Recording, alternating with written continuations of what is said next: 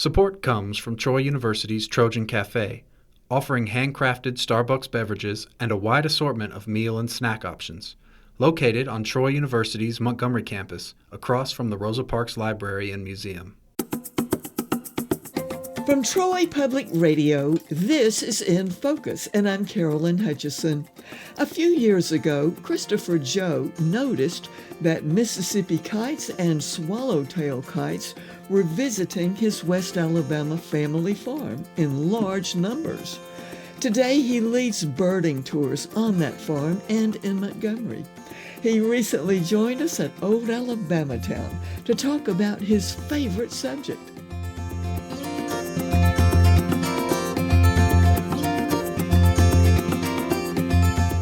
Christopher Joe, welcome to Troy Public Radio. It's a pleasure to be with you today. Thank you. Where are we? We are here at Lucas Tavern in Montgomery, Alabama, and this is a spot that I recently started to do bird walks with the Old Alabama Town through Landmarks Foundation, and we just invite people to come down Saturday mornings and get some fresh air, but also to see what birds we can find, and it's really taken off. So this is going on my second year with them doing that. What is interesting is that you're making these bird walks available in an urban setting. And I think that's the biggest key, is showing people that things are right around you. And I call it putting on the right glasses to see that there are birds right around you. And then when I take photos and I show people, they're like, "Where are you?" And I'm like, "I'm right here in Montgomery." Join me when I have these walks. And also I go to Lagoon Park for biking and birding. How is that working? It is going well, and we're trying to pitch that activity to folks at the city and try to get an event going to where a lot of people want to get outdoors and they have bikes and just nice trails. And I think that if you have a good bike, we can help you ride that around there and also show you birds too. So that's a good thing. How did you get interested in birds to begin with? And that's the funny thing. I grew up on we raised Black Angus cattle. I'm from New Bern, Alabama. It's over in West Alabama. And what we've done on our family farm, I'm third generation, we've been raising Black Angus cattle my entire life. And I have two older brothers and a younger sister. So growing up on the farm, we noticed nature and we would go out and explore. But I really didn't get into bird watching until probably 2018.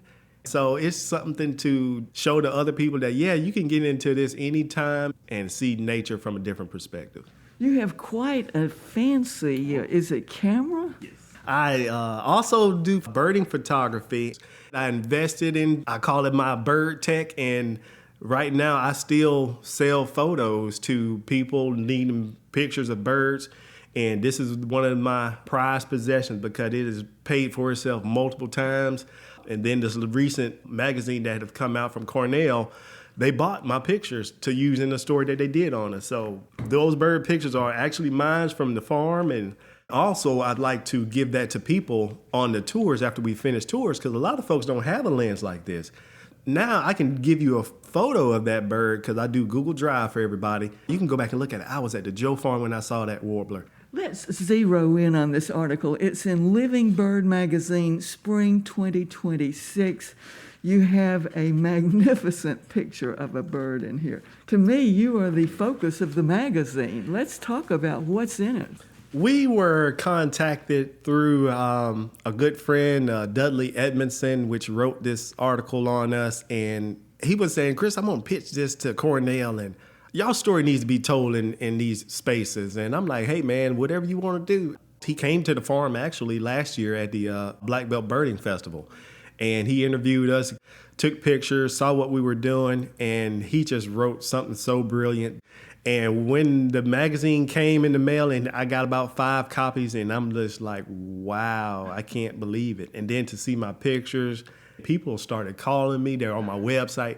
"I just read about you. When is your next tour?" So probably 7 people that are on my next tour read about me through this article, and they're coming from Texas. I got a few people that are coming from Texas. This magnificent bird here in this magazine, what is that? So we are known for the kites. We have Mississippi kites and also swallow-tailed kites. Those two birds, sometimes you don't see these birds close up to you. They're way up in the sky. Wow, I see that bird. I know that's a swallowtail, but to actually have them going over your head, people come from all over the country to see these birds because some of these are, especially the swallowtail kite, is kind of like a South America type bird that comes up through the summer to Alabama. And their range is kind of spreading a little bit more north, but they showed up at our farm in 2018. And Dad called me one day and said he was cutting hay. And cutting hay basically makes insects move around, pop up out. So you grasshoppers, which that picture is that I took is the Mississippi kite has a grasshopper in its talons. He said, Chris, these birds are following me around the farm and I'm cutting hay and they're right behind me. And I said, what they look like? He said, well, they look like a kite. And I never seen one before. I started asking my friends, and the friends I have at Alabama Audubon, they were like, those are swallowtail kites, Chris. Are you serious? I'm like, yeah, they're here now. I came back the next week to help him rake the hay in the process of baling hay. 20 minutes in, once we had the tractors cranked up, here they started coming around. And next thing you know, they were right behind us. So they found our farm and love it. So every year, and this is our 5th year, they've been coming back every summer faithfully. This is a beautiful bird. Please describe it for your listeners.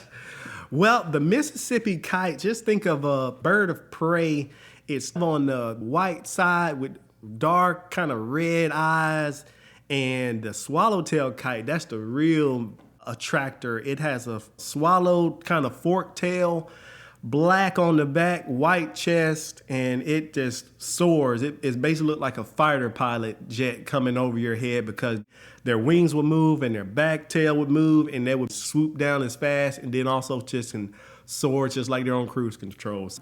I really think we found something down at our farm that a lot of people, once I tell them that we're doing tourism, actually our logo bird is a swallowtail kite. And how big is it? Well, the wingspan, I think you're looking at almost 4.5 feet to 5, and they're bigger than you think they are. So they fly around, they eat on the flight. They'll grab a grasshopper, munch it, and keep flying until they get a full belly, and then they'll go sit in the tree. We had 22 swallowtail kites and about 12 Mississippi kites, all in the same field. Christopher, aren't we in nesting season? Oh, yeah. So everybody is seeing birds going back and forth to trees because they're in that time to lay egg process. We recently had a walk here at Old Alabama Town, and we counted at least 5 nests that we saw on site. So we had 3 robins, and also we had a brown thrasher and a northern mockingbird. I'm giving people skills of observation. A lot of different birds build nests in different areas. A lot of people are having those barn swallows in the corner of their houses. A lot of people are getting the Carolina wrens to making their little nest. The Black Belt Birding Festival is when? So far, so good. We're going in year 5. The Black Belt Birding Festival, July 31st through August the 2nd, located in Greensboro, Alabama. We have multiple stops, field trips. So our farm is one of the field trips. There are other trips that you can take to see different birds. Each area has a different concentration of what they're going to be looking for. We have guest speakers that come, and it has turned into, like I say, a 3-day event. So now we're doing Friday, Saturday, and Sundays. And the location, and one more time? Greensboro, Alabama, my hometown, and it's very small, very rural, but I think birding has really allowed us to bring the world to small areas.